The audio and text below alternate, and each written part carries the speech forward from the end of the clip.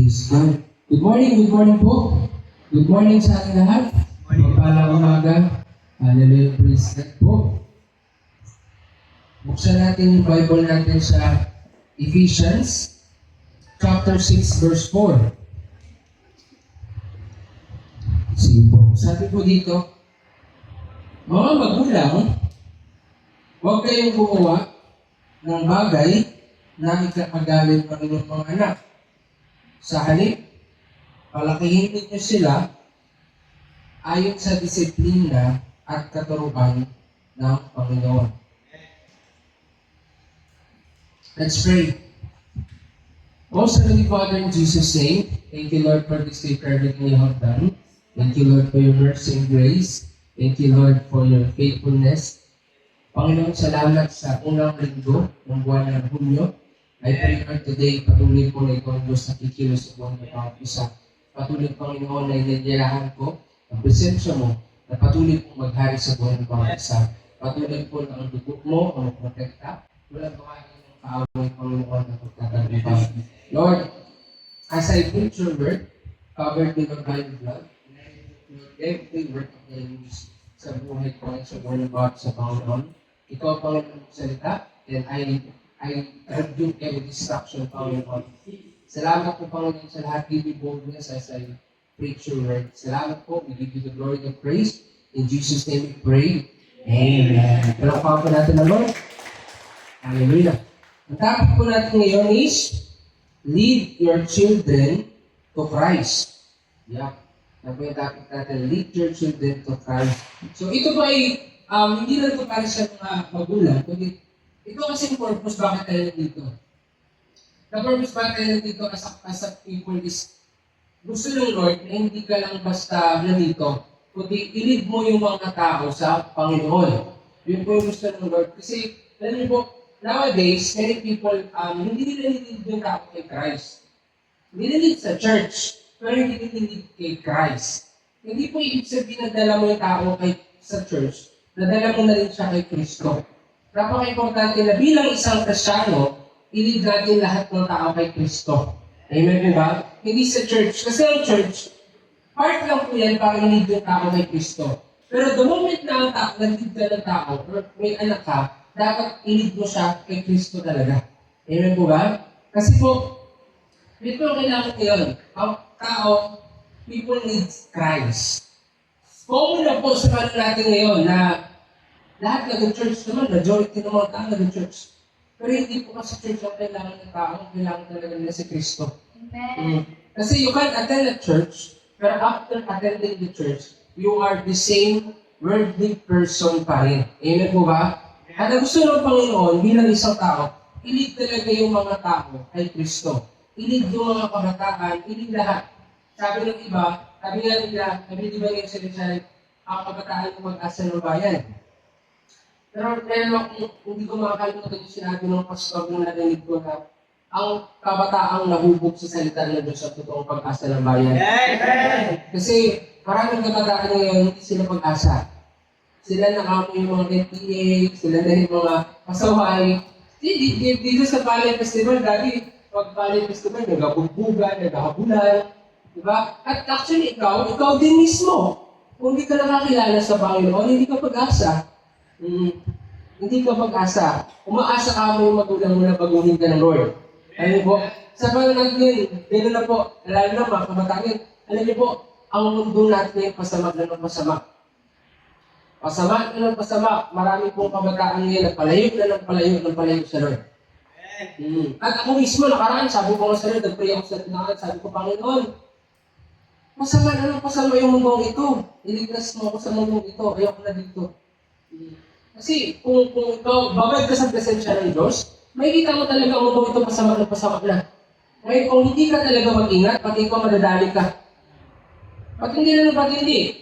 Dito pa lang sa Pilipinas, ang makikita mo si Newsfeed, puro politiko na imbis na mag-example ka sa mga tao, makikita mo, away-away, corruption, mga kabataan, sige, gano'n din doon. Diba? Makikita mo talaga, tapos ang kahalagayan, matindi na rin po. Matindi na sa online, di ba? Marami po, kumbaga, ang mundo ito pasama na pasama. Maliban ba doon, paligid ko pa. Napapalibutan din ng kasamaan. Di ba? Kahit saan ka mapunta, even mga tao sa church. Na kahit sa church na, talagang yung kasamaan doon. Yung kasalanan doon. So, as a Christian, kailangan talaga lahat tayo, pilit natin yung tao sa Panginoon. Kasi pag hindi, mahirap po. Amen po ba? At tatandaan mo, hindi mo kaya pilit yung tao sa Panginoon pag ikaw mismo pa rin sa Panginoon. So dito sa topic natin, mas i-emphasize natin dito kung bakit kailangan i-lead natin yung mga tao sa Panginoon. At kung may anak ka, bakit kailangan i-lead mo ang anak mo sa Panginoon. Dito po makikita natin yan. So number one, sabi dito, sino sa Bible, who in the Bible taught their children about God's teaching? Dito, ipapakita kung sino-sino sa Biblia, yung mga lingkod ng Diyos na yung anak nila, talagang naturukan sila na sa mga turo ng Lord. So, para at least alam natin, actually, lahat naman sa Bible, pero dito makikita natin yung pagkakaiba kung ano yung bunga kapag tinuruan yung anak mo ng makahawag sa Panginoon. So, number one, Hannah. Hannah leads Samuel. Si Hannah po ang nanay, si Samuel yung anak. Ano pong nangyari? Si Hannah po, yung kanyang anak na si Samuel is nilid na sa Panginoon. Sabi sa Bible, basahin natin. 1 Samuel chapter 1, verse 20-28. Sinabi ni Elkanah, gawin mo kung ano ang inakala mong mabuti. Hintayin mo na siyang lumaki at tulungan ka nawa ni Yahweh upang matupad ang pangako mo sa kanya. Kaya naiwan si Ana at inalagaan ng kanyang ina. Nang lumaki na si Samuel, dinala siya ng kanyang ina sa bahay ni Yahweh, sa Shiloh. Nagdala pa siya ng isang torong 3 taon, 5 salot ng harina at alak na nakalagay sa sisiglang balat. Matapos ihandog ang baka, dinala nila kay Eli ang bata. Sinabi ni Ana, kung natatandaan ninyo, ako po ang babaeng nakita ninyo nakatayo dito noon at nanalangin kay Yahweh. Hiniling ko sa kanya na ako'y pagkalooban ng anak at binigyan niya ako. Kaya naman, inihahandog ko po siya kay Yahweh upang maglingkod sa kanya habang buhay. Pagkatapos nito, sinampa nila si Yahweh. So dito makikita natin si Hannah, isa sa example kung na yung anak ng nanay niya. Alam niyo po, huwag niyo pong mamalitin yung pag-aalay ng bata sa Diyos. Amen. Amen po ba? Amen. Huwag niyo pong mamalitin. At huwag din yung sabi na, ay, hindi na kailangan. Hindi po. Iba pa rin pag inalay mo ang anak mo sa Diyos. Amen. At ito, actually, pwede naman gawin ni Ana na, okay na, ialay ko na lang si Lord to. Dito na lang, ako na mag-alay sa akin. Pero hindi po. Makikita natin sa Bible, dinala ni Ana ang bata sa church. At nilapit niya to sa priest. Sa priest, dati kasi wala pa naman mga pastor, wala pa naman. Pero nilapit niya to sa servant of God, si Elkanah. At dito makikita po natin sa Bible na dito makikita natin na napaka-importante na bilang magulang, matuto kang mag-lead ng anak mo sa Diyos. Amen po ba? Amen po ba? May mga tao kasi ngayon na parang ginagaliwan na nila yung bata, alis na. Pero hindi, alam niyo po sa Lord, big deal po yan. Big deal sa Panginoon, ay yun na yung anak mo, dapat inaalay mo sa Kanya. Hanggat hindi mo inaalay ang anak mo sa Diyos, hanggat wala, kasi pwede mo sabihin na, inaalay ko na rin naman sa Diyos pagpanganak niya. No. Sa Bible, may sistemang tama. Amen po ba? Kasi kung gagawin mo ganun lang, edi, pwede naman pala wala na tayong mga alay-alay pa. Wala na sana yung mga ginagawa pa na dedication. Wala na pala. Kasi pwede naman pala sarili mo na lang. Pero hindi po ganun. Amen po ba? At dito makikita mo, si Ana lang mismo yung pumunta sa church. Wala dito yung asawa mo. Siya lang. Inalay niya agad yung anak niya. Sa panahon kasi natin yung mga tao na, ay hindi ko po muna i-dedicate kasi ganito, ganyan. Pero alam niyo po, feeling ang issue dito. Alam niyo po ang point dito na as a Christian, you need to know the system. Amen po ba?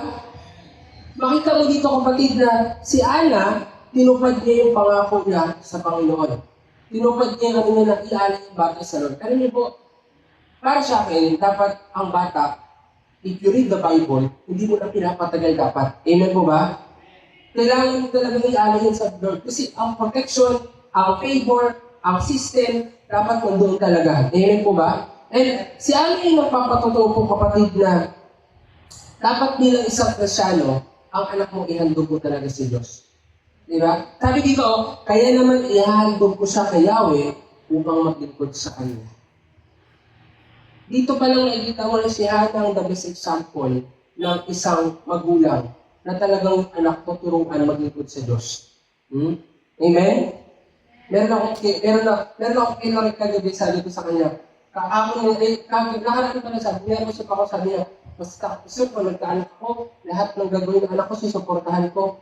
Sabi ko, ay ako hindi. Paano kung maglako yun, suportahan mo? Sabi ko sa kanya, ay ako hindi gusto suportahan. Sabi kasi, basta ako basta lahat, pag nag-anak ko, lahat ng susuportahan ko. Ayoko mangyari sa akin, ayoko mangyari sa ibang, sa akin yung nangyari sa akin. Sabi ko, ayoko hindi. Muna ako, suportahan mo? Hindi Turuan mo maglingkod sa Panginoon yan eh. Amen po ba? Yun po kasi si Ana, hindi niya lang hinandog yung anak niya. Tinuruan niya maglingkod sa Panginoon.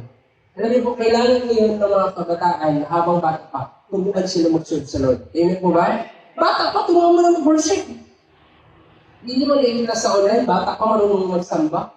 Kayo dito mga parents, mga anak niyo, bata pa turuan niyo magsamba. Turuan niyo mag-worship. Amen po ba? Amen po ba? Hindi maglaro. Amen po ba? Dapat dito sa church, bakit ako mga bata nag-worship? Hindi nagtatagkain sa labas. Depende sa magulang yan. Amen po ba? I mean, alam mo dati, meron akong mga nakita sa Puerto, meron doon maliliit na bata na nag-worship sila. So dito turuan nila habang bata pa kasi pag lumaki hindi na mag-worship, yan. Disiplinahin ka. Amen po ba? Turuan nyo mag-worship. Talagang mag-worship, dapat magsamba, maglingkod. Amen po ba? Hindi lang sa bahay. Siyempre, iba ang bahay, iba ang church. Amen po ba? Lalo na dati sabi sa akin ng pastor ko yung mga anak niya, pag sa church, pag nag-praise and worship, tinuturuan niya rin na worship. Mamaya na maglaro after ng pagsamba. So, kinig lang talaga sila. Ganun ba talaga kasi mga bata, laro-laro eh. Pero tinuturuan na. Makinig sa Diyos. Makinig sa Diyos. Mag-worship. Ganun daw. Kaya yung mga anak niya, lumaki, nagsisindi lahat sa Lord ngayon. Mamaya, after, bago maglaro, ganun. Iba kasi, kahit sa church, yung turuan maglaro. Hindi po ganun. Amen po ba? Amen po ba? Turuan ninyo na bata ka lang mag-serve na sa Lord. Amen po ba? Kasi kaya naman eh. Yun po yung dapat. Kasi as a Christian, para katulad sa spiritual, pag bago ka pa lang sa Lord, hindi pwedeng kahit sa bago ka sa Panginoon, baby ka pa lang spiritual, hindi pwedeng, baby ka pa lang spiritual, okay lang maglaro ka sa church. Hindi pwede. Ganon din po sa physical. Amen po ba? Especially pag ako. Kasi yun yung turo sa akin dati ng pastor ko na pag nagkaanak kayo, ang mga bata, turuan ninyo na kahit bata pa, marunong na yun ako yun. Marunong na yun. Bata nga, marunong mag-cellphone eh. Bata nga, marunong mag-cellphone eh. Diba? Marunong na mag-Facebook, mag-YouTube eh. Yung iba, bata pa, marunong na mag-kukumelon eh. Kung ano naman sila sa ganung bagay, kapalis lang turuan magsamba, magpuri. Amen po ba? So, kapag lumaki sila, alam na yung aral. Amen po ba? Yun yung purpose eh. Ang purpose po, bakit tayo tinawag ng Lord para magpasok sa marriage? Para mag-produce ng mga anak din ng lingkod ng Diyos. Hindi ba? Yung sinabi ng kay Adan Eva na magparami, hindi magparami ng literal. Ano mo naman yung magparami ka ng pasaway? Magparami ng mga tao na takot sa Diyos. Amen po ba? Alam niyo po, paniwala kayo, pag once na hindi naman kayong bata na takot sa Diyos, kayo din nahihirapan dyan. Amen po ba? Kaya dapat, as a Christian, ito matindi na kay Ana eh. So sobrang gusto niya yung anak niya madisiplina, hinagog niya talaga sa church. Iniwan niya doon. Kaya mababasa niyo sa Bible, si Samuel, lumaki talaga siya na may takot sa Diyos. Actually, sa Bible, siya yung dinensag ng the greatest prophet, si Samuel. Siya yung may takot sa Diyos, kakaiba siya sa ibang kabataan. Nakalagay sa Bible, kakaiba siya sa ibang kabataan, Tapos, mas ano siya? Sabi sa Bible, ito kasi sa Bible, si Eli yung priest pala, hindi pala Elkanah, si Eli, may anak to siyang dalawa. Yung anak ng dalawa, kahit parang siya, anak ng dalawa, dahil hindi napalaki sa turo ng Panginoon, rebelde masyado yung anak ng dalawa. Ipabasahin yung Bible, yung dalawang anak ni Eli na to, namatay sila. Kasi grabe nila kabusatin. Tapos ito naman si Samuel, hindi anak ni Eli, pero lumaki din sa templo, siya po yung may takot sa Diyos. Siya yung naturuan ng tama. Siya yung nakakarinig sa boses ng Diyos. So dito makikita mo na may pagkakaiba. Si Samuel, ang nanay niya si Ana. Pero si Ana, may disensya niya anak na lumaki sa Diyos. Si Eli naman, pare siya. May anak siya dalawa. Pero yung anak niyang dalawa, napaka-rebelde. Bakit? Nakalagay dito sa Bible na si Eli yung tipo ng tatay na talagang yung anak niya, kahit mali na yung ginagawa, hindi niya maturukan. Hindi na ikinig sa kanya. So dito makikita mo yung pagkakaiba. Kaya as a Christian, that's number one, na dapat kang anak mo, habang bata pa, ialay mo na sa Panginoon. Amen po ba? Amen po ba? Ihando po na sa Lord. Si Ana po yung number one. Number two, sino? Jephthah. Jephthah leads his daughter. Kasi kanina, si Ana, nilid niya ang kanyang anak. Si Samuel, lalaki. Ito naman, Jephthah leads his daughter. Kanya namang anak na babae. Sabi sa Bible, Hukom chapter 11, verse 30 to 39, sumumpa si Jephthah kay Yahweh ng ganito, kapag pinagtagumpay ninyo ako laban sa mga Amonita, susunugin ko bilang handog sa inyo ang unang lalabas sa aking bahay at sasalubong sa aking pag-uwi ko. Sinalaki ni Jephthah ang mga Amonita at pinagtagumpay siya ni Yahweh. Nagapit nila ang mga kalaban at nasakop ng 20 lungsod mula sa araw ngayon sa palibot ng mainit hanggang sa Abel-Keramim. Marami silang napatayin na Amonita. Nang magbalik si Jephthah sa Mispa, sinalubong siya ng anak ng babae na sumasayaw sa sayaw ng tamborin.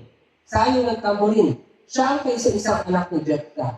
Nang makita siya ni Jephthah, pinunit niya ang kanyang damit at buong paghihirapis na sinabi, Anak ko, kay bigat na bagay nitong ginawa mo sa akin ngayon. Ang panata ko kay Yahweh ay hindi ko na mababawi pa. Sumagot ang anak ni Jephthah, kung may panata kayo kay Yahweh, tuparin ninyo iyon, sapagkat ipinaghigantin na kayo laban sa inyong mga kaaway ng mga Amonita. Ngunit, may isa lamang po ako papakausap sa inyo.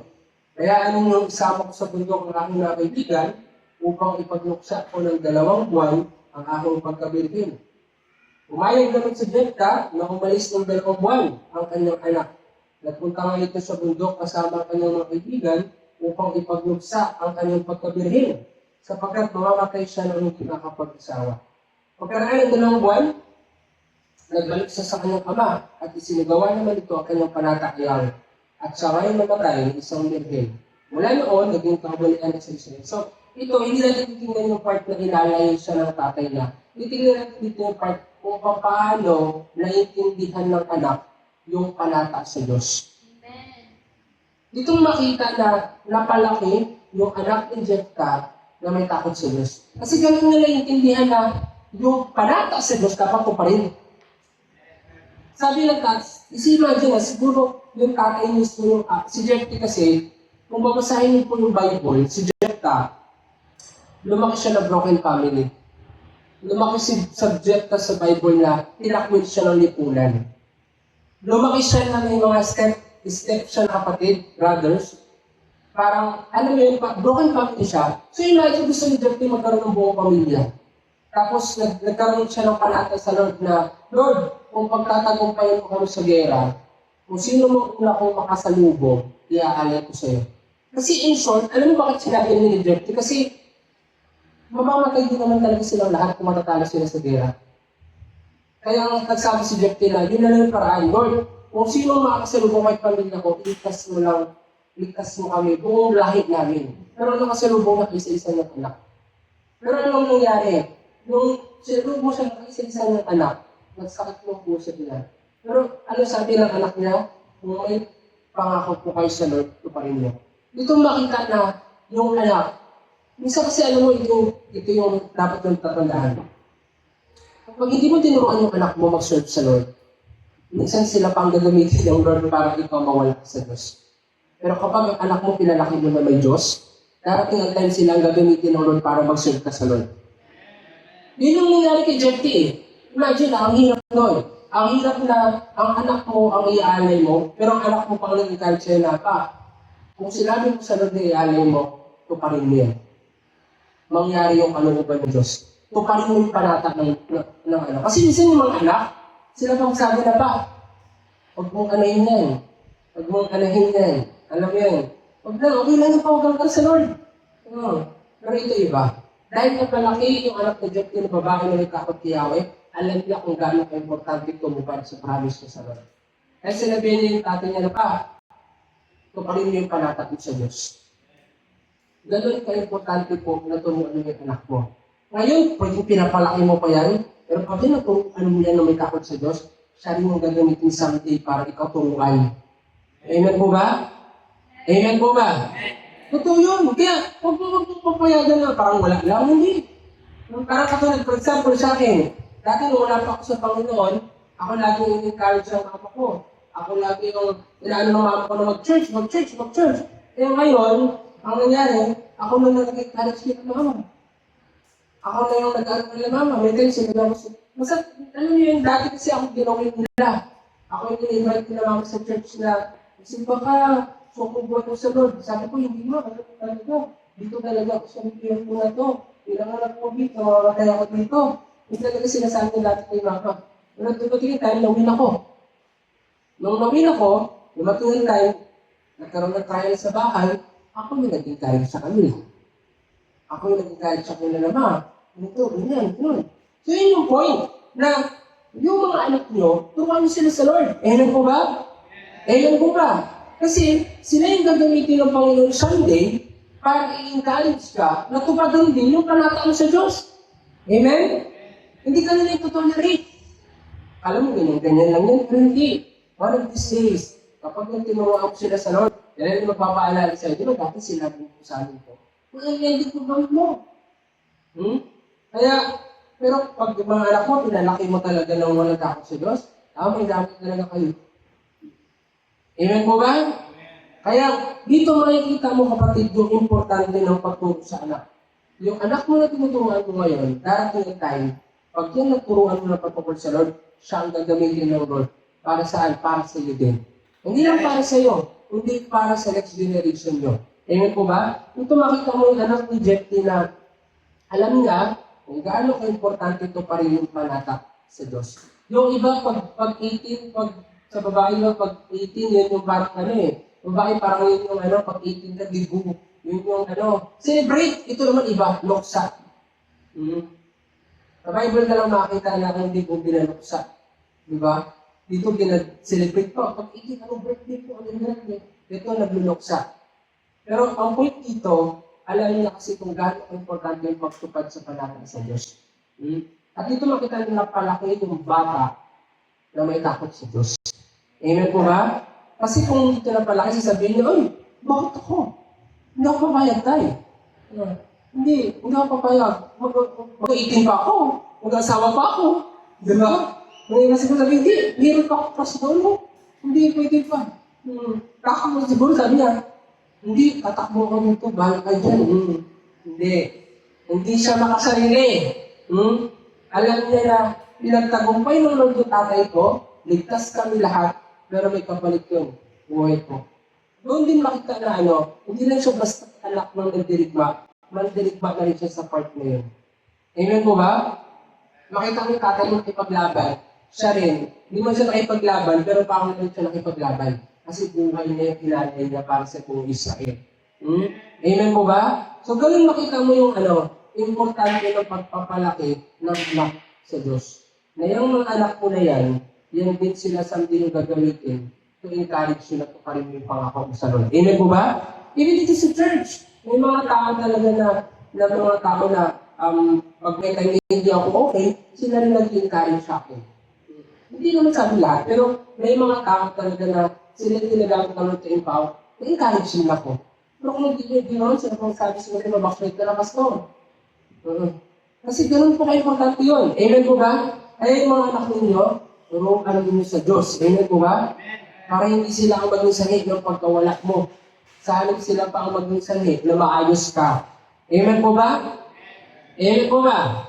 That's number 2. Number 3, Eunice and Lois leads Timothy. Sino ba to si ano? Sabi dito, sino ba to si Eunice? Sabi sa 2 Timothy chapter 1 verse 5, hindi ko nalilimutan ang tapat mong pananampalataya na naunang tinaglay ng iyong lolang si Loida at ni Eunice na iyong ina. Natitiyak kong nasa iyo rin ang pananampalataya ito. So makikita mo kapatid, si Timothy sa Bible, siya po ay disciple ni Paul. Si Paul lang nag-lead kay Timothy. Pero makita mo, si Timothy, bago pa siya nahanap ni Paul, na-disciple na siya ng magulang niya. Sino ang magulang niya? Ang lola niya, si Loida. Ang nanay niya, si Eunice. Di ba? At nilid nila si Timothy. Sige mo, lola at nanay ha. Tinuruan ng anak si Timothy. At si Timothy siya po yung sa Bible na binabanggit. Sabi dito, 2 Timothy chapter 3, verse 14 to 15. Ngunit ikaw, magpatuloy ka sa mga aral na natutunan mo at matibay mong paniniwalaan sapagkat kilala mo ang mga nagturo nito sa iyo.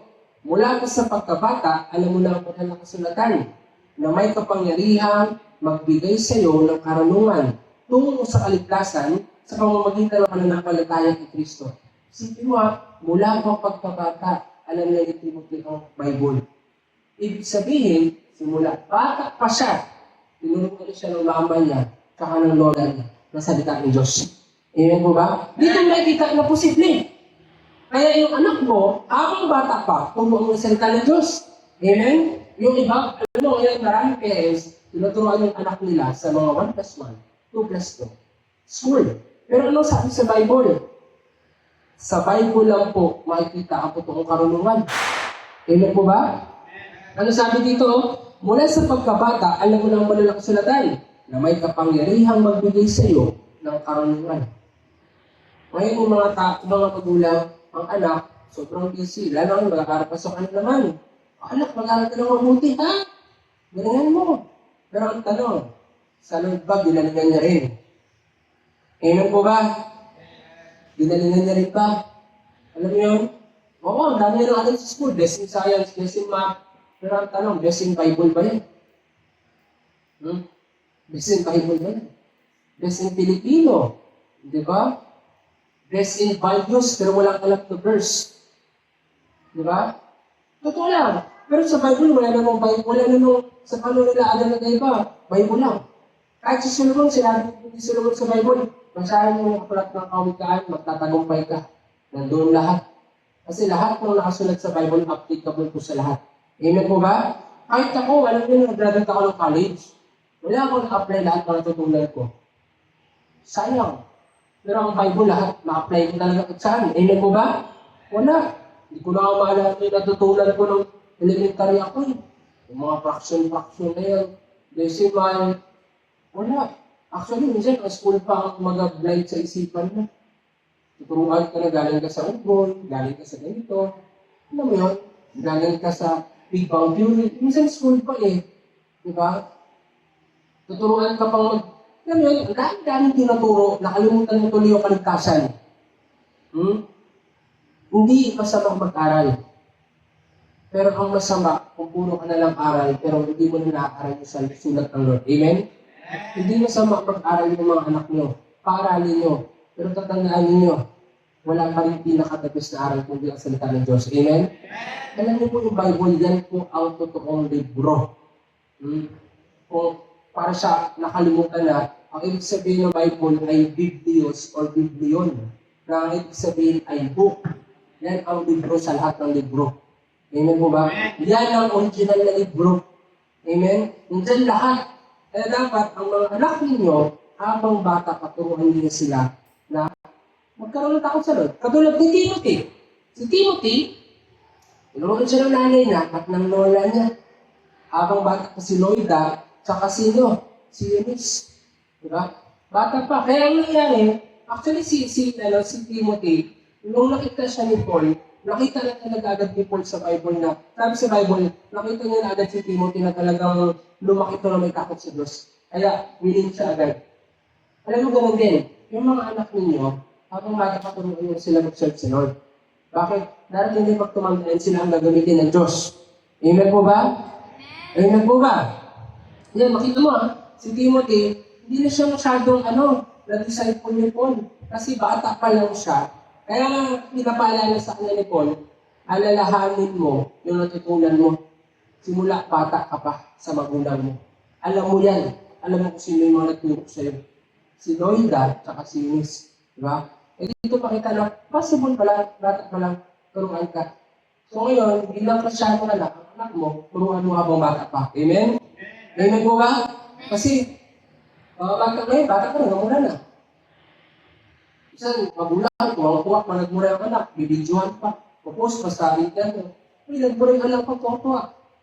Diba? Hindi po tama. Amen po ba? Bata pa lang, marunong na magganito, magganyan. Hindi dapat. Amen po ba? Amen po ba? Kaya ang mga anak nyo, habang bata pa, turuan na. Amen po ba? Meron din sa spiritual ha. Habang bata pa, turuan mo na. Hindi pwede na pagbago pa lang sa church, parang iko-compromise mo na. Hindi. Kahit bago po yan, turuan mo yan. Kasi pag ganun pinalaki mo na tinotolerate mo, hindi siya na-disciple. Wala kang makikita sa Bible na lahat ng bago sa Bible, talagang kahit bago, kunin agad ni Jesus.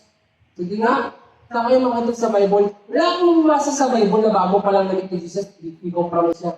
Wala. Lahat, actually, yung mga sa Bible na, kahit bago, talagang kung correct ni Lord yan. Kahit bago, actually, bago pa lang kasi na, matindi na yung daanan nila. Matindi pa lang, persecuted ka agad eh. Diba? Matindi. Bago pa lang 3 years lang. Dinasal po ni Kristo ang mga apostol. 3 years lang po. Maximum yun. According to the history, 2 to 3 years, 3 years sabi natin maximum. Sa 3 years na yun, grabe pinagdaanan nila. After 3 years na gano'n si Kristo na punta na sa heaven. Sa 3 years yung ikip sila. Yung iba, 10 taon na sa church. Imagine 3 years lang. Pero yung 12 na yun, nawala lang yung isa, hanggang huli, namatay na sila para sa Lord. Tinuloy pa sila Lord? Wala. Di ba? Yung iba, ilang taon na sa Panginoon. Di ba? Doon mo makita na, sa 3 years na yun, kung yung iba sasabihin, Lord, nasa process pa ako na dito ko pag-disciple. Kung sa banal na Jesus, sigurado ko kakayanin. Tapos, yung iba, parang tagal mo na nga sa Lord eh. Yung iba, tagal na sa Lord eh. Imagine sa 3 years na yun, matindi yung daanan ng mga apostol. Papahayuhin kayo ng walang dala kahit ano. Sa bangka kayo na nagpapagyo para sa pagsunod kay Lord. Alis mamatay kayo doon, di ba? Uusigin si Jesus, damay kayo lahat doon. Matindi ang mga pinagdaanan po nila. Pero makikita mo dito sa 3 years na yun, equip sila. Sa 3 years na yun, matatag sila. Bakit? Hindi sila pinalalit ng Lord. Actually, sa Bible, mababasa nyo, si Kristo pa nga nagsabi sa mga apostol na, gusto niyo rin bang umalis? Sige. Hindi si Lord nagbibigay talaga kahit bago. Hindi. Alam mo yun yung akala ko dati, pag bago, bibilhin mo. Kasi baby pa. Pero hindi, kapag tupa-tupa yan. Kala ko dati ganun eh, pag bago. Bago pa lang, wag mo muna i-correct, wag mo muna i-review, wag mo na. Pero na-realize ko nung bago ako sa church, matindi yung correction sa akin na leader ko eh. Matindi yung correction sa akin kahit kapatid ko pati mama ko. Bago pa lang ko lahat. Sabi ko, yung bago ko, hindi naman ako believe. Pag may mali, correct talaga ako.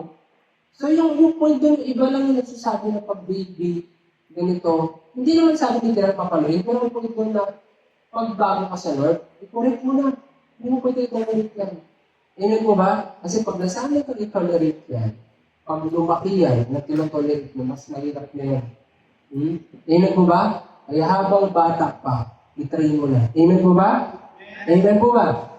Ayun po yung point. Kaya, tinan mo sa Bible yung nangyari kay Eli, nahirapan niya siyang pasunurin ng mga anak niya kasi pinalaki niya na spoil. hindi pwede na Kristiyano spoiled ka. Amen po ba? Hindi pwede. Amen? Kaya dito makita mo si Loida, si Eunice, tinirain nila yung anak nila na si Timothy. So ito po, panibago naman. Kanina si Hannah, si Samuel. Sunod naman si Jephthah, yung anak ng babae. Ito naman, si Eunice at si Loida, tinirain nila yung anak nila si Timothy. Next, Abraham. Si Abraham po ay father of faith. Bakit?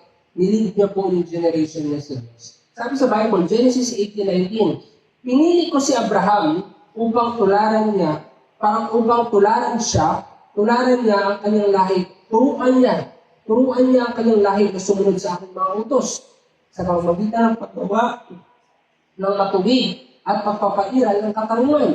Kapag nangyari yun, tutuparin ko ang aking pangako sa kanya. So makita ko natin si Abraham mismo. Yung lahi niya, tinuruan niya sa Diyos.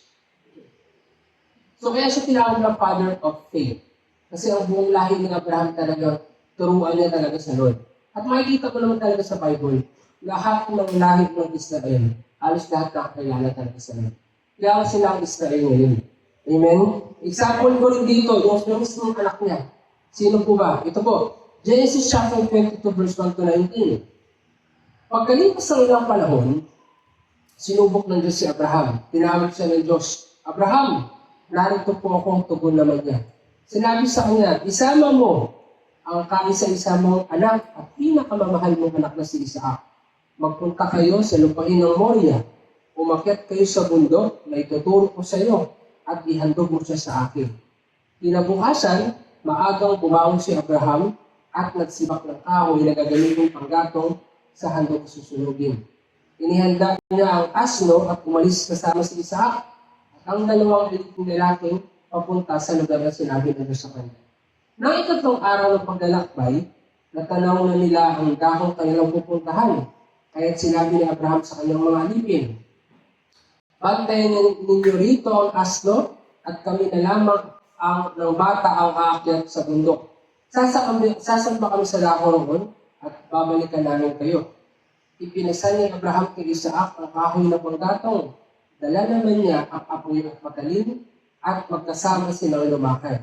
Tinawag ni Isaac ang pansin ng ama. Ama, ano yun anak? Tugon ni Abraham. Meron na tayong apoy at panggatong. Ngunit nasaan ang tupang ihahandog? Tanong ni Isaac. Sumagot si Abraham, anak, ang Diyos ang magbibigay niyon. Kaya nagpatuloy sila sa paglakad. Pagsapit nila sa lugar na itinuro ng Diyos, gumawa ng altar si Abraham, inayos niya, sa ibabaw nito ang panggatong at inihiga si Isaac matapos gapusin. Nang sasaksakin niya ang bata, tinawag siya ng anghel ni Yahweh at mula sa langit ay sinabi, Abraham, Abraham, narito po ako, sagot ni Abraham. Sinabi ng anghel, huwag mong patayin ang bata, huwag mo siyang saktan. Natitiyak kong handa kang sumunod sa Diyos sapagkat hindi mo pinagkait sa kanya ang sa isang anak. Paglingon niya, may nakita siya isang lalaking tupa na ang mga sungay ay napasabit sa mga sarang ng kahoy. Ito ang kinuha ni Abraham at pinihandog sa halip ng kanyang anak. Kaya ang lugar na yun ay tinawag ni Abraham na si Yahweh ang nagkakaloob. At magpasa hanggang ngayon, sinabi ng mga tao sa bundok ni Yahweh ay may nakalaan. Ako'y nangangako sa pamamagitan ng aking pangalang Yahweh, sapagkat hindi mo pinag-iit sa akin ang isa-isa mong anak, pagpapalain kita. Ang lahi mo'y magiging sindamin ng bituin sa langit at ng buhangin sa dagat. Sasakupin nila ang mga lungsod ng kanilang kaaway. Sa pamamagitan ng lahi, pagpapalain ng lahat ng bansa sa dibdib, sapagkat sinunod mo ang aking utos. Binalikan ni Abraham ang kanyang mga alipin at sama-sama silang umuwi sa Berseba. Dito makikita po natin kapatid na sinabi ng Lord kay, anong sila? Ito yung nagtatak dito sa akin. Yung sinabi ng anghel kay Abraham na, ngayon natitiyak ko na handa ka talagang, ito sabi dito, natitiyak ko ngayon, verse 12, handa kang sumunod sa Diyos sapagkat hindi mo pinagkait sa akin ng isa-isang anak. Alam mo, yung anak mo to God na handa kang sumunod sa Lord kung yung anak mo hindi mo kakilala sa Lord. Amen po ba? Hindi mo pwede sabi, kasi meron mga tao na, alam mo, hindi mo pwede pangkinin ng anak mo, hindi yan sa'yo. Amen po ba? Amen. Amen po ba? Hindi yan sa'yo. Amen? Yung mga tao kasi na, anak ko to Lord, walang sa'yo. Sa Lord yan. Amen po ba? Yan yung tatandaan mo. May mga ganun na, may mga magulang na parang pag ang anak nila sa kanila, hindi, walang sa'yo. Sa Lord lahat yan. Anak ko to, yung ibang mga magulang, kung buhay ka, bakit yung anak ko, kuha ko, ganun. Walang sa'yo. Amen? Si Abraham po ang nagpapatunay na kung talagang ibig ka, ialay yung buhay mo sa Diyos, sa Lord ang anak mo. Amen po ba? Amen po ba? At kung dumating yung time na, kasi may mga ganun na, si Abraham iba. Pero alam mo kung kakaiba kay Abraham, yung tinanong siya ni Isaac, pa, may apoy at panggapon, pero wala tayong ihahandog na tupa.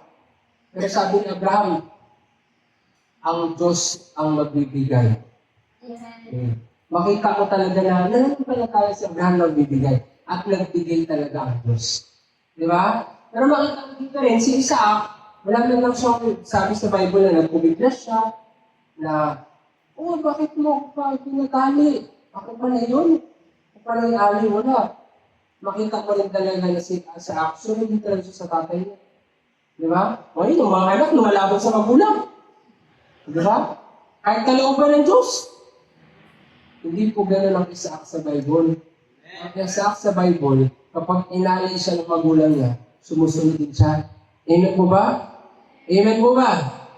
Kaya, dito kapatid, makikita mo talaga na ang isang magulang, hindi mo masasabi na gusto mo ialay ang buhay mo sa Lord kung hindi mo ialay ang buhay mo sa Diyos. Amen po ba? Amen. Amen po ba? Kaya dapat bilang isang magulang, ang anak mo ialay mo sa Diyos. Amen po ba? Amen. Napaka-importante po yan na ang anak is ialay sa Panginoon. Kasi pag hindi mo ilalay ang anak mo sa Diyos, ibig sabihin, hindi mo rin ilalay ang buhay mo sa Diyos. Walang magulang na inialay ang buhay sa Diyos kung hindi ialay ang buhay sa Diyos. Amen? Walang ganon. Kasi ang totoong magulang na nag-alay ng buhay sa Diyos, automatic ang anak mo gusto mo rin siya ibigay sa Diyos. Amen? Kaya importante po maintindihan natin yan. Na bilang isang magulang, i-lead mo yung anak mo sa Panginoon. Amen? Amen. Next, why we need to lead them to Christ? Bakit kailangan i-lead mo yung anak mo sa Diyos? Maliban po sa apat na example kanina, utos din po kasi ito ng Panginoon. Sabi sa Ephesians chapter 6 verse 4, mga magulang, huwag kayong gumawa ng mga bagay na ikakagalit ng inyong mga anak. Sa halin, palakihin niyo sila ayon sa disiplina at katuruan ng Panginoon. Colossians chapter 3 verse 21, mga magulang, huwag ninyong pagagalitan ng lagi sa inyong mga anak at baka sila ay masiraan ng loob. So dito makikita po natin ang utos ng Lord. Utos ng, alam nyo, bilang magulang, kala mo anak ka lang ng anak, hindi po may pananagutan ka sa kanila. Amen po ba? Anong kala mo, anak ka lang ng anak? Hindi, uy. Maraming magulang na sa impyerno. Kasi bakit? Ang magulang, hindi tinuturuan yung anak sa utos ng Panginoon. Kaya, hindi rin po biro pag maging magulang ka. Kasi, kung ikaw mismo magulang mo nagtutuloy sa anak mo, may pananagatan ka. Amen po ba? Kaya, utos ng Lord gano'n, sa halip palakihin mo sila ayon sa disiplina at katuruan ng Panginoon. Disiplina ng Diyos, turo ng Diyos. Hindi turo mo, hindi disiplina mo. Amen po ba? Amen. Kasi mga magulang ngayon, marami ako, inaamin mo, hindi ako lumaki na ang magulang ko Kristiyan. Di ba ang disiplina sa amin, mura. Ang disiplina, mura, squat. Papahiya ka sa mga tao sa paligid mo. Ganon. Ganon yung panilaki kami ng ganon. Pero yung papa ko, wala yung siyang I mean, kahit maraming tao, papahiya kami. Kahit si papa is kagawad siya ng barangay, kung papahiya ka niya. Ganon siya. Habulin ka pa niya kahit sa kalsada, habulin ka niya. At mga kapitbahay talagang wala, tigilan lang yung kanila. Ganon kami pinalaki. Lumaki kami sa puerto na gano'n, na bibirahin ka, lalatibuin ka, kaya sa hiya, wala ka, sanay na tayo din, pinahiya na kami dati. Ganon kami pinalaki. Hindi siya sa ano ng Panginoon. Grabe yung provoke, kaya nga lumaki ako ng 20 eh. Kaya nga naglayas ako ng layas ng bahay dati kasi grabe yung pagpapalaki sa amin. Ganon po ako lumaki. lumaki ako na pinapahiya ka, inaano ka. Pero ang point doon na kahit hindi makita ng gano'n, hindi yun hadlang para makilala mo ang Panginoon. Amen. Amen po ba? Kaya, ngayon pa lang, ngayon, alam mo na, kung ikaw magulang, yung anak ko palakihan mo sa tulong ng Panginoon. Amen? Pero isang bagay na din ang katulad ko, hindi ko pinagsisisihan na pinalaki ko yung magulang ko na gano'n kasi kung hindi ako pinalaki na gano'n, baka isa ako sa mga spoiled na bata ngayon. Ngayon, ang mga bata, spoiled. Lumalaban. Kaya lumakit kami ng takot sa magulang. Kahit din si Papa, kahit Christian ako, takot ako sa tatay ko. Kasi nga, grabe nga kami hindi rin ako kay Papa, nagsagot-sagot. Hindi. Yung mga kabataan, pasagot-sagot sa magulang. Dati sa amin, pag makasagot ka lang, bibibo talaga, ganit ka talaga. Ngayon, mga bata, pag-iis na hindi kita, child abuse yan. Child abuse yan. Ang gagawin sa akin, child abuse, di ba? May mapaganda yung bata. Pinalo lang, child abuse na. Ngayon, pag ako magulang mo, hindi, wala ko. Hindi ganun. Hindi muso-muso yung ganun. Sa mundo lang yan. Kung ang point dito na, hindi ganun, child abuse ka. Mapano pa ikaw? Natin, mapano pa pala mama ko? Ngayon yung point na talagang napaka-importante na sa Christian, walang problema magpalo. Walang problema disiplina. Mas okay na ikaw magpalo kaysa may Lord magpalo. Alam mo yung anak mo, mas okay ikaw magpalo kaysa ang Lord magpalo. Kapag Lord ako nagpalo, masakit. Kaya ito pa, huwag mo antayin din na katito, paluhin ka ng Diyos na compromise mo sa anak mo. Sa Bible, sa sobrang compromise ni Eli sa dalawa niyang anak, pati si Eli pinalot ng Diyos. Anong nakalagay sa Bible? Pati si Eli, nung namatay yung anak ni Eli, si Eli na heart attack, nabagok yung ulo niya. Pero bago nangyari yung pagkabagok ni Eli, sinabi na ng Lord sa kanya yan. Sinabihan siya na, dahil sa pag-ano mo sa mga anak mo, mamamatay ka pati ulo mo bagok. Ganon. Kaya alam mo yung mga natotolerate sa anak, damay ka. Lalo pagdating sa Lord na, damay ka. Siyempre, isip mo na pagdating pag-umpong tatanungin ka ng Lord. O ikaw, magulang, ang bait mo sa anak mo, binigay mo lahat. Pero may isang bagay, hindi mo siya tinatama. Nayaan mo lang siya sa ganyan. Anong sabi sa Bible? Turuan mo ang anak mo, palakin sa Panginoon. Compromising ka. Boom. Pagdating ng pag-umpong, salita ka po ng Diyos ang mag-judge sa atin. Amen po ba? Hanapin ka naman yung kasulatan. Boom. Ito. At wala man ako nakita ni isa na nag-repent ka dyan. Hinayaan mo yung anak mo, mahal, hindi mo mahal yan. Mahal ko po kasi Lord, kaya hindi na ganun ko. Hindi yung pagmamahal. Ang Lord, mahal tayo kung natatama niya ikaw. Amen? Kaya ang mga anak mo, turuan mo. Amen po ba? Hindi nito sa church. Talagang pag nireview kita, depende lang yun sa'yo kung sino mo kita mahal, bahala ka sa buhay mo. Pero ang totoo, mahal ka. Mahal kita. Amen po ba? Amen. Masakit yun. Nire-review kita. Bahala ka kung anong isipin mo. Bahala ka sa buhay mo. Problema mo na yan. Pero alam mo na yung totoo. Ano gusto mo, sabihan ka gawin mo pa? Sige, tuloy mo pa. Galingan mo. Ano pa gusto mo? Sabi sa Bible, open rebuke is better than secret love. Amen? Amen po ba? Di ba? Kung ganun po napaka-importante yun na sa Christian, dapat yung mga anak mo turuan mo. Amen? Turuan mo. Ay, lalo na lang yung Kristyano kayo, yung mga kung lulog magkaanak, turuan mo sila. Hindi yung ikaw mismo magulang ang nagtuturo sa kanila na matakot sa Diyos. Ano yung kita? Kaya naman tinuruan ng anak mo kung ikaw may anak na or may nililid ka ng mga tao, sabi natin physical, kailan mo siya tinuruan mo ka ng takot sa Diyos? Araw-araw ba tinuturuan mo sila? Palagi ba tinuturuan mo sila o hindi? Bible ba tinuturuan mo sila? Salita ng Diyos? Turuan mo! Amen po ba? Amen! Kasi alam mo, totoo po talaga, sa bahay nagsisimula mo ng pagtuturo. Pangalawa lang ang school, sa bahay talaga. Amen? Amen po ba? So dito mo makita talaga na bilang isang Kristyano, walang reason. If God you put, kung nilagay mo na sa sitwasyon, ibig sabihin, kaya mo. It's just, may mga iba ka lang maraming priority. Kaya hindi mo nagagawa yun. Amen po ba? Turuan mo yung mga anak mo. Amen? So yan ha? Turuan. Actually, ito rin eh. Kung tuturuan mo yung anak mo sa salita ng Panginoon, hindi ka darating sa punto na papagalitan sila ng labis. Bakit sila papagalitan ng labis? Hindi mo kasi tinuturuan in the first place. Saan ka makita sa Bible na pinagalitan ni Ana si Samuel? Wala akong nabasa sa Bible na pinagalitan si Timothy.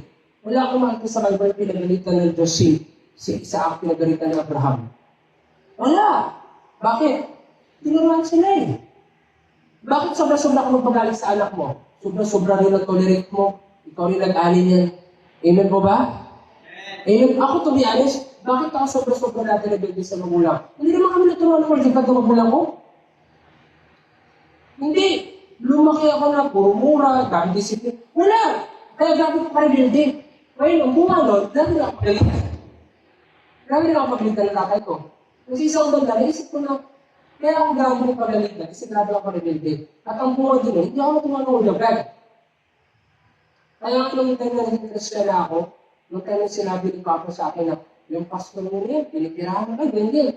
Ano nang salita kay Papa na sabi ko pa, buti pa nga si pastor, tinuruan kami ng word of God, sa'yo puro-puro narinig ko. Tapos sasabihin mo, pera lang habol sa amin. Minsan ko, ng piso, hindi sa amin. Alam mo nakaraan lang, meron isang friend, isang leader na nagsabi sa akin na, pastor, nainis ako sa bahay. Pag uwi ko, sinabi ba naman doon na nire-record at nakarating doon na inobliga mo raw ako na magbigay sa church. Kaya kung galing sa bahay, kinausap ko rin yung tatay niya na, sinabi niya yung tatay niya na, alam mo pa, buti na ang church, tinuruan ako dito, wala akong ibang ganito, dilaw mo ako. Saka wag mo pakialaman yung trabaho ko ba? Kasi yung trabaho na to, hindi kayo ang nagtulong. Tagang-church naman nag-day, naglata ako na dito. Wala, pera, sabi niyo doon, pera ko to. Wala akong hiningi sa inyo. Nung time na down ako, dinadown siya eh. Sinabihan siya ng anak ko, talagang mararating yun, ito. Pero nagkatrabaho na ako, napakailan mo yung pera. Sa Lord ko galing. Kasi sinabihan niyo natin na, alam ba, kailan mo buhay natin, kailan mo buhay mo, binabalaki kayo pa, maghihirap kayo pag pinakalaban mo talaga ang Diyos. Ganun, kasi napagod na siya eh. Pinapakailan ko itong bagay na hindi naman na hinihingi. Ayun yung totoo yun. Kahit ako, meron din ako sa kapit ko dati, na tinagawa ko din si Papa na, bakit pa dati nagasimba ko sa rebellion mo dahil sa repare? Tinanong ko si Papa. Sabi ko, hindi naman tayo sisimba dahil sa Krista. Sisimba tayo dahil sa Lord. Sisimba rin ako dahil sa Diyos. Hindi ako sisimba dahil pinipita ko ng tao. Sisimba ako dahil ginagawa ako ng Diyos. Amen. Ano yung point na, yun yung totoo. Bakit grabe ka magpagalit sa anak mo ngayon? Kasi grabe mo rin siya i-compromise eh. Kaya tatanda mo, yung pagpapagalit mo sa anak mo na sobra-sobra, bunga din niya ng tinanim mo. Pero kung tinuruan mo sana siya ng bata pa, wala takot sa Diyos, hindi ka darating sa point na ipoprovoke mo siya na sobra. Hindi ka dadating doon. Wala kang mababasa sa Bible na may mga anak na pinalaki na may takot sa Diyos. Ang dumating ang time na yung magulang nila pinagalitan sila ng labis. Wala.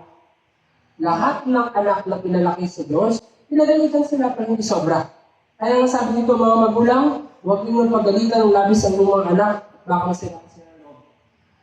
Kaya sila napapagalitan ng labis. Totoo naman eh, bakit mo napapagalitan yung tao ng sobra? Kasi grabe yung ginagawa niya.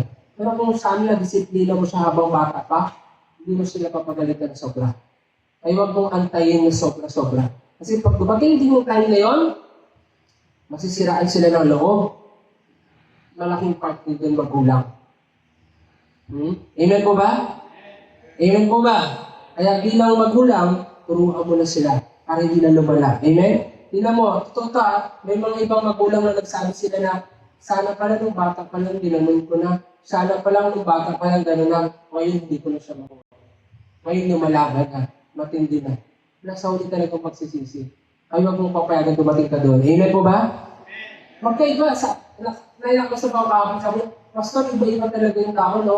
Siya, sinasabihan siya ng magulang niya na kaya ka walang pera kasi binibigyan sa church. So, isa naman, sabi sa kanya ng mama niya, baka ngayon, wala ka ng pangkansin magpiling, ha? Sabi ko, ganyan yung magulang ko. Sabi ko, di ka ganyan yung magulang ko. Kasi sa akin iba eh. Magulang ko na nagbibigay ako sa Lord dati. Hindi ba ako pastor ha? Nung magulang ko yung papa ko sabi, pastor, pinibira ka na. Ako talaga sabi ko pa, salud ako nagbibigay hindi sa tao. Ito naman, siya, yung magulang niya, nasabihin siya dito sa church na, inaano ba yung mga taong bigay. Samantalang isang leader dito, sinabihin siya ng mama niya raw na, panagastos siya sa bahay niya, sinasabi, baka wala ka lang pagbigay sa Lord, ha? Sabi ko, bakit ito yung magulang mo? Pero yung mama niya hindi ba nakakata dito sa church, ha? Wala pa nakakata yung mama niya sa church. Wala pa. Pero narinig ko ni mama, pero natuwa ako yung sa sinabi niya na, yung sa aking pastor, si mama ko nagsasabi ng kung sabi ng pastor, kasi yung mga sinoperate ko raw, baka magastos ko na. Sabi ko, iba-iba talaga ang magulang, eh. So, pero ang point ko dito kapatid na, dapat bilang magulang, ikaw talaga ng brand kung push yung anak mo na maglingkod sa Lord. Amen po ba? Amen po ba? Yun yung pagkakaiba. Ngayon, number 2. What will you do if your parents are not Christian? Paano po yun? Wala akong magulang na Kristiyano. Ano pong gagawin? Kasi pwede sabihin nila, di lang yung Kristiyanong magulang ko. That's the reason bakit po nagpadala ang ng mga leaders. Amen? At hindi, pag ikaw matanda na, kunwari ako, hindi Kristiyano ang parents ko. Hindi sila Kristiyano yung lumaki po ako. At hindi Kristiyano po ako 18 years old. Hindi born again ang mga parents ko. Pero doon ko nakita na kung gaano ka-importante ang sumunod sa magulang sa Lord. Ano sabi sa Bible? Efeso chapter 6 verse 1. Mga anak, sundin ninyo ang inyong mga magulang sa Panginoon sapagkat ito ang nararapat. So, ibig sabihin, it is very important as a Christian na kapag binigyan ka ng Lord ng parents sa Lord, sundin mo yon. Amen po ba? Sundin mo ang magulang mo sa Panginoon. Amen? For example ako, hindi Christian ang parents ko, pero yung mama ko nagpo-Christian, siya nakamuli sa akin sa church. Pero yung point ko dito na lumaki ako na natutunan ko kung gaano ka-importante ang sumunod sa mga magulang spiritual. Amen? Kaya kung may mga pinadala ko sa inyo ang Lord ng mga magulang spiritual, you need to follow. Sila ang magtuturo. Amen po ba? Pero, sundin niyo po kung ano yung sinabi ng Bible. Amen? Sundin lang. Kasi kapag mali na yung sinasabi, hindi niyo dapat susundin. Amen po ba? Ako ganun po ako. As a leader, as a disciple, kapag may mga bagay na sinabi ng leader ko, which is, kung mayroon man, hindi ko sinusunod yun. Meron talaga. Dati nasa ko leader ako na meron kong pinapagawa na parang hindi tama yung pinapagawa niya sa akin. Parang alam mo parang ipapagawa niya sa akin yun para sa sarili niya, para pagtakpan yung sarili niya. Hindi ko gagawin yun. Hindi. Talagang hindi ko gagawin yun. At kayo dito yung sumasaling niyan. Amen po ba? Huwag kayong gano'n na parang ako sa akin ibang taon, takpan mo ako, no. Hindi ko ginawa. Ang layo sa akin. Talagang parang sinabi ng leader meron pang nagsabi ng leader nagsabi sa akin dati na, huwag mo akong gagayahin ha, magpatuloy ka lang sa Lord. Sabi ko, isip ko talaga. Talaga lang. Hindi talaga. Talaga, nagsabi siya sa akin dati. Kasi yung leader ko before, may yung mga relasyon pa. Nagsagot siya sa akin na, bro, tuloy ka lang sa Lord ha. Huwag mo akong gagayahin, huwag mo akong tutularan ha. Isip ko talaga lang. Hindi talaga. Pero, tutularan ko siya sa ibang paraan. Kasi sobrang humble din yun. Ulitin ko na, sobrang humble. Sobrang giver. Pero sabi sa Bible, imitate me as I imitate Christ. So, yung leader mo, hindi yan perfect. Pero huwag mo siyang tutularan doon sa imperfection niya. Tularan mo siya doon sa dapat tularan siya. Amen? Pero yun sa kaway. Amen? Yun yung mature. Pag mature ka na tao, pag may nakita kang mali sa isang tao, hindi mo yung tutularan. At tutularan mo yung tama. Ang immature na tao, pag may makita mali sa isa, mali na lahat. Immature ka pa gano'n. Alam mo yung immature na tao, yung tipong sa dami ng gagawin isang tao, yung isang mali niya lang, inamoy na niya siya. Immature ka. Kasi alam mo bakit ang Diyos hindi gano'n? Hindi na tinignan ng Lord sa isang bagay na nagawa. Alam mo, hindi ka naman nakita sa maling nagawa mo. Ang tao kasi gano'n eh. Ang tao, kapag sa 10 nagawa mo, sa isang nagawa mong tama, isang mali ko lang, erase ka na. Ang Lord hindi. Sa 10 nagawa mong mali, isang tama mo, doon kayo titingnan. Hindi ka naman titingnan sa mali, kung titingnan ko sa magagawa mo sa Kanya. Kasi ang mindset ng Lord, lahat ng mali na yun kaya kong paghingin. Basta't magpatuloy ka lang. Pero ang tao, iba. Nakalagay din sa Bible eh. Nakalagay sa Bible yan. Sampung tama, isang mali lang, alis, yan yung mundo. Yun yung pagkakaiba ng mundo sa Diyos. Ang mundo, dami mong nagawa. May nagawa ka lang talaga na isa.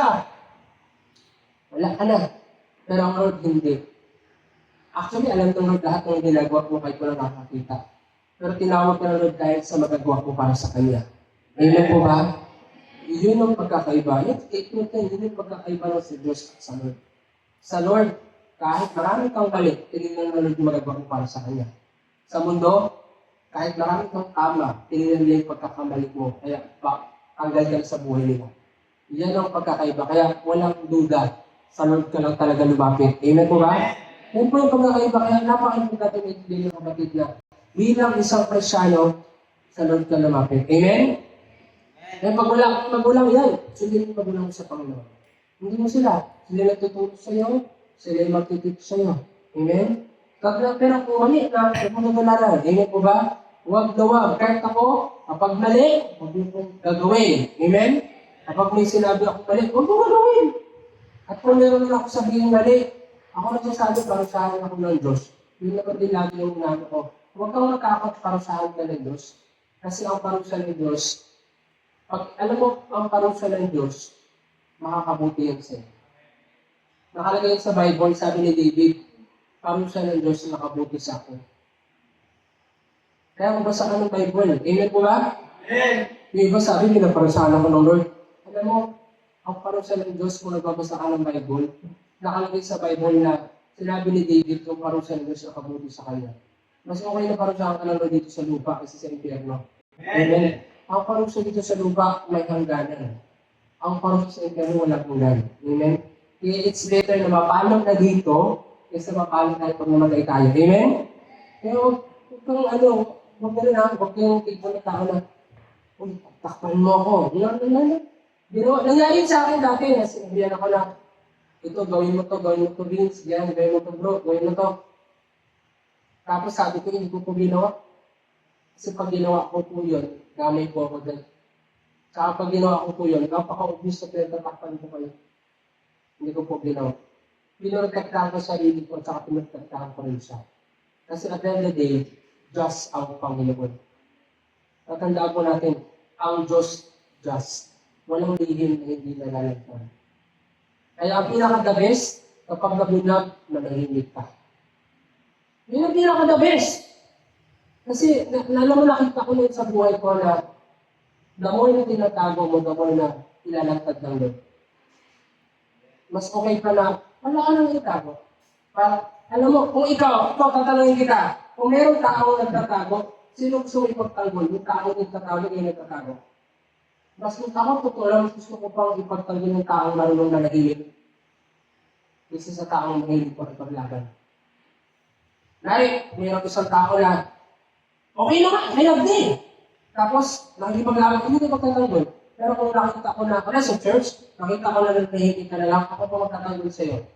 Ako magsasabi sa mga tao, nanahimik na nga eh. Pero kung makita ko matigas ka ba, bahal ko sa buhay. Kahit naman ang Lord gano'n, ang gusto ng Lord ipaglaban yung mga taong tahimik lang. Amen po ba? Amen po ba? Kaya, yun yung point na, nangyari kasi sa akin dati na, meron kasi sabi mo, Vince, puntahan mo to, kausapin mo to, ganito yung gawin mo, ganito. Hindi ko talaga pinuntaan, grabe mag-explain sa akin doon. Kasi yung nag-hit yun, sabi mo, hindi ko po ginawa. Hindi ko po ginawa kasi po, kapag ginawa, piniliwanag ko talaga sa kanya. Kapag ginawa ko po kasi ito, kayo po yan. Kapag ginawa ko po ito, damay po ako. Ito po ginawa. May mga tao kasi nahilig mag-decide minsan. Alam niyo, nahilig ka mag-decide dahil sa desperado ka na to protect yourself. Pero it's not. At pag may nakatagpo kayo mga tao na gano'n, don't tolerate them. Amen po ba? Kasi mananagot ka, mananagot sila. So ngayon, tatandaan niyo kapatid na as a Christian, hindi dapat. Nangyari yung sa akin kapatid. At isa yun sa hindi ko makakalimutan ng ginawa ko dati. Hindi ko ginawa nung ginawa niya. Pero may peace ako. Kasi alam ko tama yun. Amen po ba? Kaya gano'n kayo sa inyo, bilang mga Kristyano gano'n kayo. Kapag may pinapagawa sa inyo ang magulang ninyo, leader ninyo, hindi tama, kung susundin. Amen po. Kahit sino dito sa church, kung may mga leader na magsabi sa inyo, gawin mo ito, wag. Don't tolerate. Don't compromise. Damay ka dyan. Amen po ba? Amen po ba? Ganun din pag may mga anak na kayo spiritual. Pag hindi sila tolerate. Amen? Tulad na sabi ko, minsan ang magulang mo tuturuan ka, pero tatandaan mo walang magulang na perfect. Bilang anak, pwede ka rin magsabi sa kanila kung anong tama. Amen? Pero sa paraan na tama din ha? Kasi may mga anak na makasagot naman sa magulang, kala mo, mas matanda eh. Hindi gano'n. Amen? Dapat, nakalagay din sa Bible eh. Alam mo, dati naalala ko, hindi ako marunong paano mag-lead ng matatanda. Pero ang nabasa ko sabi ng Bible na, lahat ng mga matatanda na lead mo, ituring mo sila parang magulang. So gano'n, ito ako sila parang magulang mo. Dapat hindi po ganyan ha. At hindi ganyan. Hindi yung, parang matanda ka po sa kanila. Walang man lang hindi po gano'n. Amen? So, it's important na gano'n na, sumunod sa magulang. At sabi dito, Colossians chapter 3 verse 20, mga anak, sundin niyo lagi ang mga magulang, sapagkat iyan ang nakakalugod sa Lord. Alam niyo ba, physically speaking, isa sa reason, bakit nasusumpa ang buhay ng isang bata kapag kinakalaban mo ang magulang mo. Natandaan mo po ito, gaano mo katindi ang ginawa sa iyo ng magulang mo, huwag ka mong kakalabanin ng magulang mo. Automatic sumpa yan. Dito sa church, sinasabihan ko yung mga kabataan na kung lumaki ka ng broken family, kung lumaki ka ng magulang mo, ganito ginawa sa'yo, ganyan, kahit anong gawin yung magulang mo pa rin sila. Wala kang karapatan na atakihin sila, batuhin sila, sumpain sila, murahin sila, kasi ang sumpa babalik sa'yo. Basahin mo pong Bible, grabe ang sumpa sa mga anak na sobrang bastos sa magulang. At ako, totoo lang, isa ako doon. Hindi kasi ako sa magulang. Kaya ang bunga noon dati, na-aksidente ako, papaalam, grabe ko kayo hindi sa magulang dati. Pero hindi naman ako to the point na umabot ako sa punta na minumurang sinawala. Pero hindi ako sumusunod. Kaya grabe yung mga nangyari sa buhay ko dati. Doon ko nagindihan na kailangan mo pa rin i-respect ang magulang mo. Saka nagtatanim ako ng galit. Lumaki ako, nagalit ako sa tatay ko. Lumaki ako, galit ako sa lola ko. Lumaki ako, galit ako sa kanila. Pero hindi pwede. Kaya kapatid, tatandaan niya na aral mo yan. Huwag na huwag kayong magtatanim sa magulang nila sa mga loob. Amen? Amen po ba? Huwag. Kung sino mo, ganun din sa spiritual na magulang mo. Huwag. Kasi aanin mo yan. Amen po ba? Amen po ba? Matuto ka magpatawad. Ito ay warning ko sa lahat. Kasi pag ginawa mo, sumpa po yun. At bilang magulang, huwag ka rin kampante. Huwag mo sabihin na hindi yan magtatanim ng sama ng loob sa akin kasi sinabi ng Bible. Kaya sige, bakbakan ko lang. Oo, bakbakan ka rin Diyos. Kasi may pananagutan ka rin. Amen? Kaya, natandaan niyo na sundin lagi ang magulang niyo. Amen? Kaya, in this topic natin kapatid, this June, napaka-importante po yan na bilang isang lingkod ng Lord, i-lead mo yung mga anak mo sa Panginoon. Amen? At bilang anak, turuan mo yung anak, yung maging ilaw ka rin sa magulang mo. Hindi po katanda sila, alam na nila ang lahat. Pwede ka rin maging ilaw sa kanila. Amen? Amen po ba? Tumayo po tayong lahat. Praise God. Taas po na natin kamay.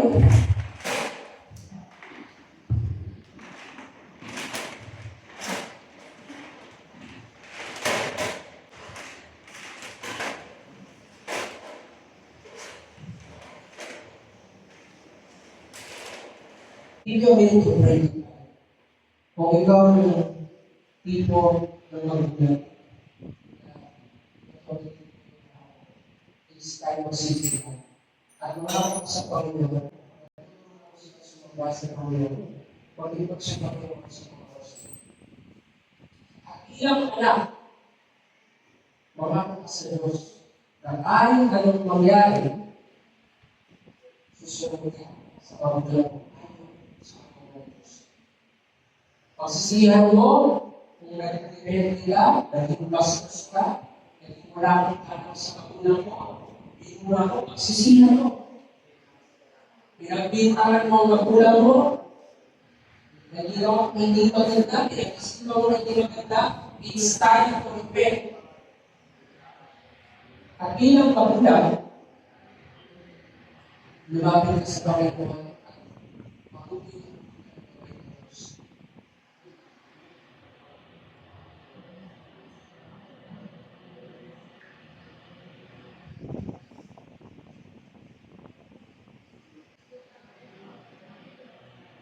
Hallelujah.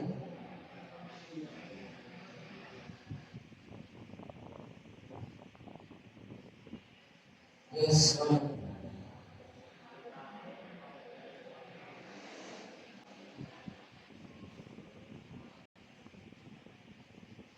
Yes.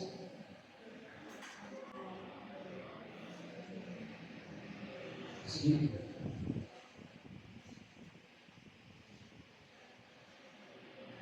Bigyan mo tayo sa mga sige.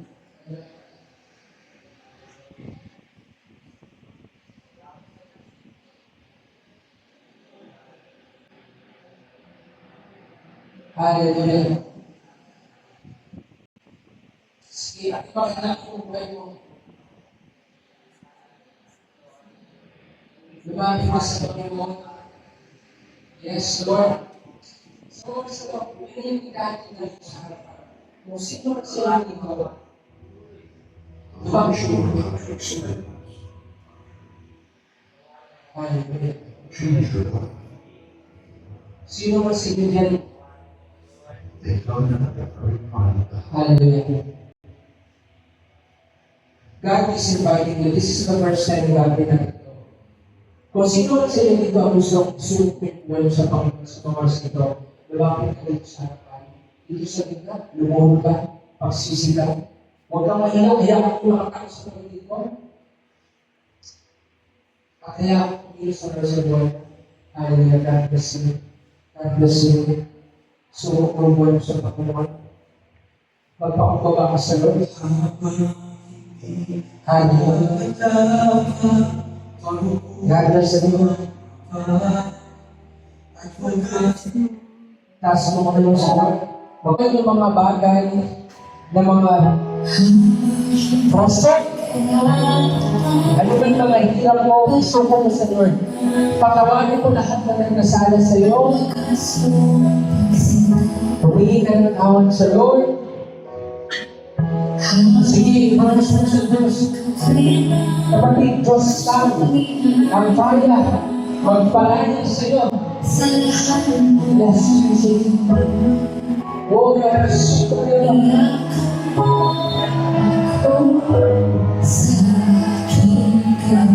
Yes, Jesus.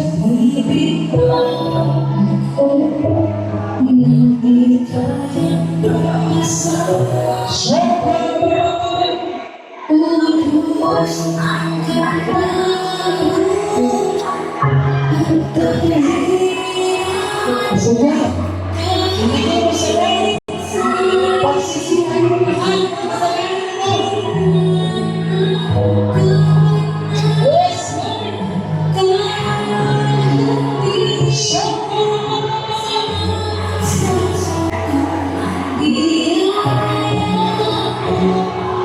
Panginoon, nakikita ko ang bawat isang namalapit sa harapan mo. Lord, set them free in the name of Jesus. Let your love show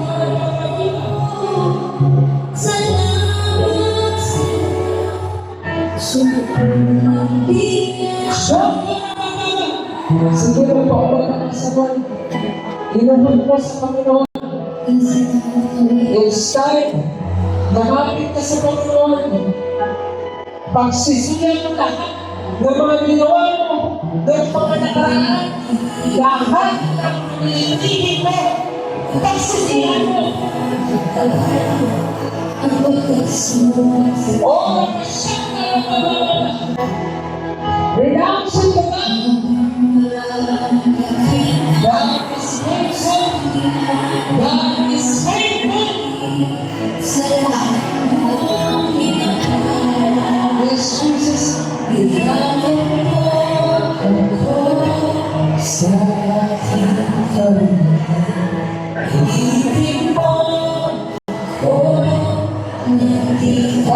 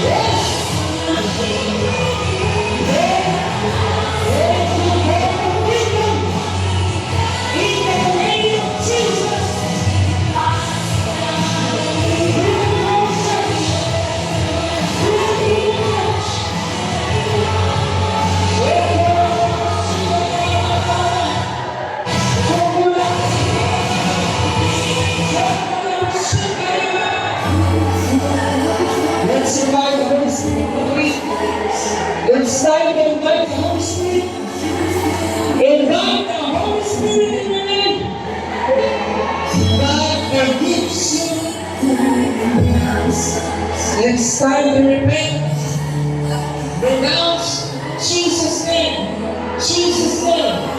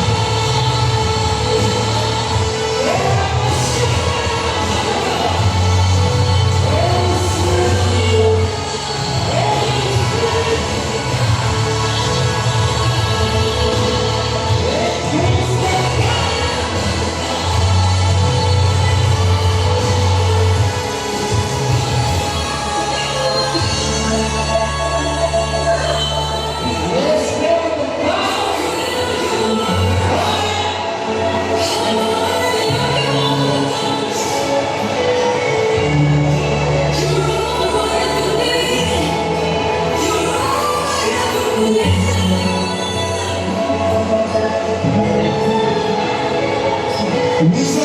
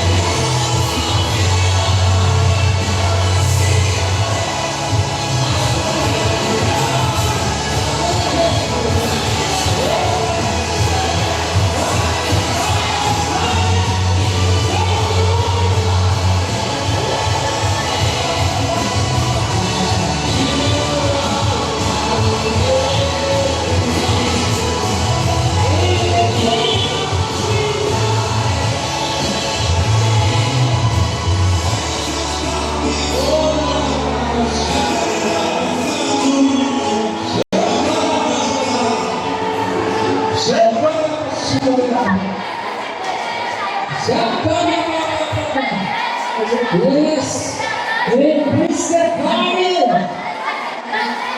Thank you, Holy Spirit. Thank you, Holy Spirit. Sige, hayaan mo kasi sa pinang Diyos. Hayaan mo sa all the time, God is glory. Oh my God.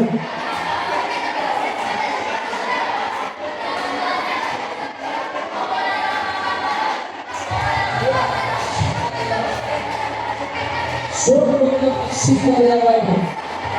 Sobrang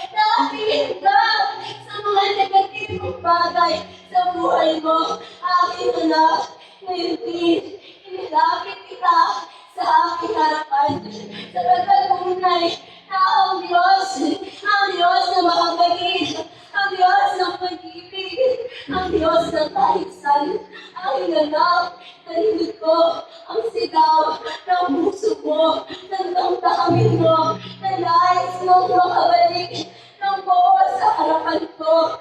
Nais mo ibalik ang sarili mo kung paano ang maglingkod ng tapat sa aking harapan. At ikaw, aking anak, na ngayon mo pa lamang nasilayan ng ganito ang pagkilos. Ano ko, nais kong gawin pa rin ang ginawa ng mga anak ko ito. Ialay mo ang buhay ko. Ipagpatiwala mo sa akin ang puso mo. Sapagkat, ano, mabubuhay ka. Kung aayaan mo ako, maging Panginoon mo, maging Diyos mo, maging Hari mo, o aking anak. Hayaan mo ako makakilos sa buhay mo. Alam mo, kung aking mga anak sa panambahang ito, kayong lahat ay tiyakang magpupula. Kayong lahat ay tiyakang gagamitin sa buhay ng iba. Kaya anak ko, tingnan mo ang sarili mo ngayon bilang tunay na pinalaya, bilang tunay na inayos, bilang tunay na pinatawag. Sapagkat ayaw ko na mamuhay ka sa mga bagay na naganap na. Aking anak, tinapos ko na at tapos na. Magpatuloy ka, magsimula kang muli. Sapagkat parang mayroong layunin na dapat abutin sa panampahan ko. Magkaisa kayo sa layunin ipinahayag ko. Kaya kayo naghihirapan at nasasaktan sapagkat ako'y nasasaktan para sa inyo. Aking anak, hindi ko nais bilang isang Diyos na may pusong kapulan na nakikita kayo. Suwahin, mga anak ko, ang nais ko ay magdisiplina kayo sa aking mga salita. Upang hindi kayo mahirapan. O aking anak, makinig ka, magpadisiplina ka sa mga magulang na hinagin ko sa buhay ko. Magpadisiplina ka higit sa akin, bilang ama mo. Aking anak, alam ko ang nilalaman ng puso mo. Lumapit ka sa akin sapagkat alam ko matagal na hinanais ng iyong kaluluwa na ako ay hindi mo mayabang.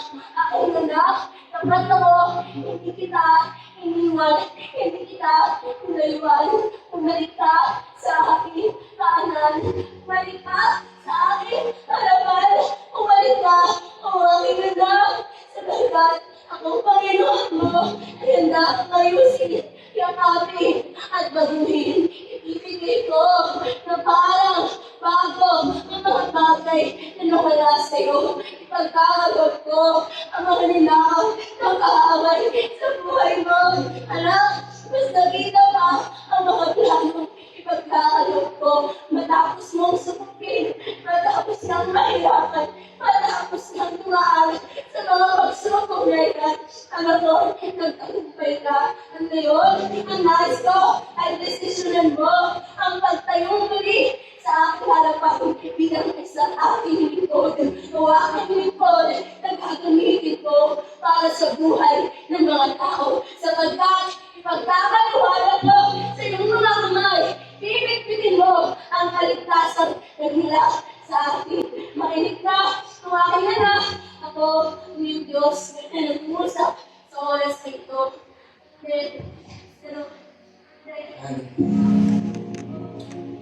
Thank you, Jesus. Most Heavenly Father, in the name of Jesus Christ, thank you, Lord, for thank you, Lord, for the freedom. Thank you, Lord, for your message to your people. Lord, I pray for all your people here. Continue, Lord, to use every one of us sa iyong Lord. Tunay, Panginoon, ay ang Diyos ng patawag at palaya. Lahat ng ito pang isentuhan mo ng manalang mo. I pray na bawang isang kalang ito, patuloy, Panginoon, na pagbumahin ang kalagay at lumalim ang relasyon niyo sa iyo. Salamat po sa mga Panginoon. Lord, sa mga oras ito, as we give our thanks and offering, use this, Lord, for glory of your name. Lord, we give this not because we want to receive something in return. We give this, O God, because this is yours. Sa iyo, Panginoon, as we give, gamitin ito, Panginoon, para sa kalugan ko. Continue to bless sa mga hands, mga kamay na pinag po, Panginoon. Sa akin na pong bibigyan. Salamat po, Lord. We give you the glory and praise. In Jesus' name we pray. Amen. Praise God. Sige po, let's stay back. Salamat. Hallelujah.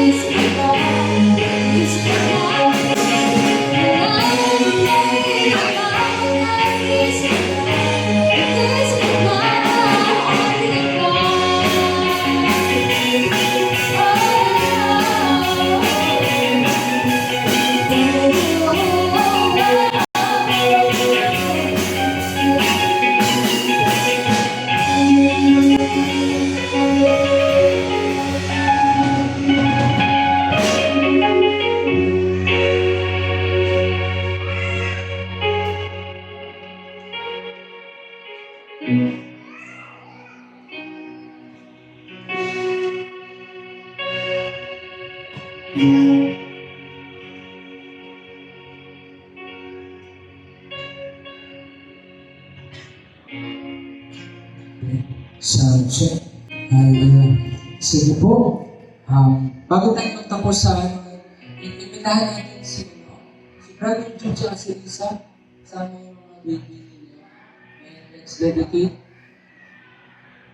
Magkakaroon po tayo ng dedication para tayo magbilan. Amoy na sila? Hindi mo.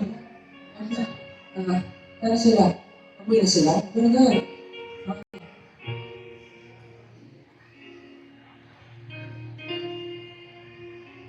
Sige po.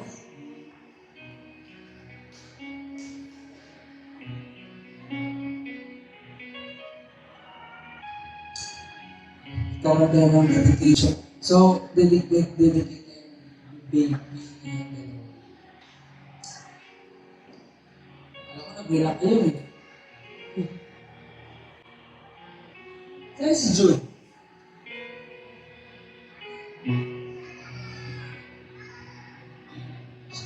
Let's go.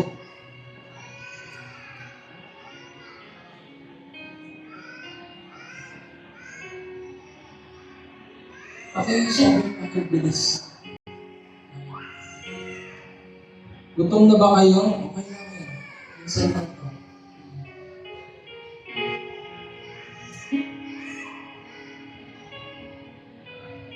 Yes.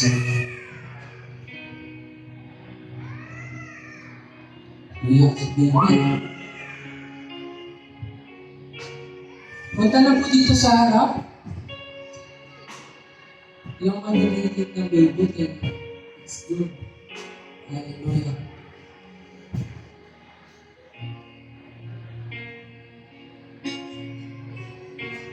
Sige po, dito lang po sa amin. Hallelujah.